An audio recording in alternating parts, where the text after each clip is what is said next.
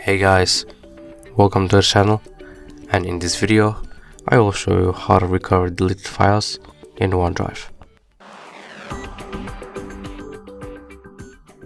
So first you want to tap on the me icon over here or your profile picture in the bottom right corner, and then you want to select the recycle bin, and then here you'll see the things that you deleted previously. Now to restart it is actually quite simple. What you have to do is tap the three dots over here, and then here you'll see this option like as restore. Then when you go back, as you can see, here is the folder that I just restored. And basically that is it.